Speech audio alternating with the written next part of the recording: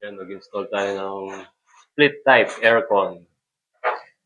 Kasama si Sadyang Nim. Ano yung gustong magpalinis ng aircon dyan? Magpalinis, magpa-install.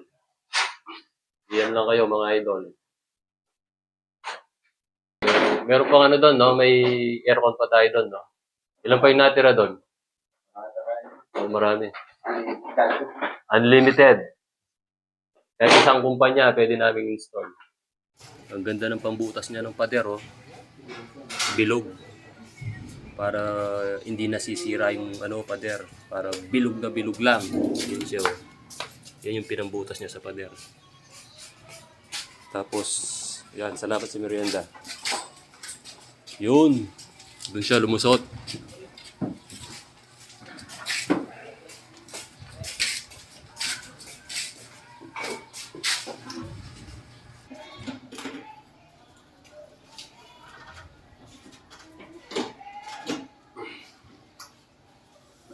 Bangun doang, tak?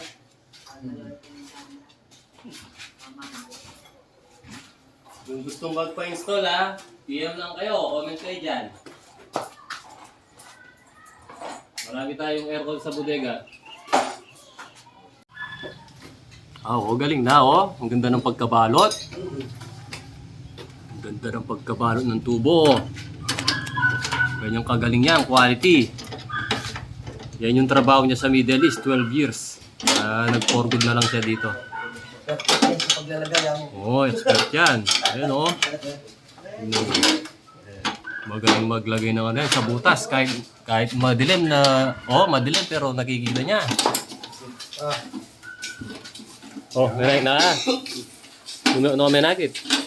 Ito magtinda ka, yan ang balik ng alawara gabi, bayan pa sa buro.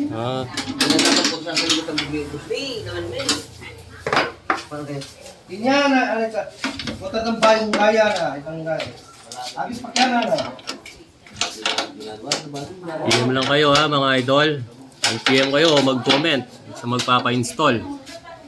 Kung meron na kayong aircon na nabili, o kaya bumili na lang kayo sa kanya, kay boss natin. Yung butega niya, puno ng aircon doon. Next time, doon ako mag-vlog. Papagita ko yung aircon niya. Split type. Yung boss natin, oh. Medyo lumakas yung tinda niyang manok, kaya nagpalagay ng aircon. Sa mainit na guys, summer na. Kawawa yung mga bata. Magpalagay tayo ng aircon para hindi sila pinagpapawisan. Sino pa yung nagtatrabaho natin, no? Nalasing kagabi. Nalasing kagabi.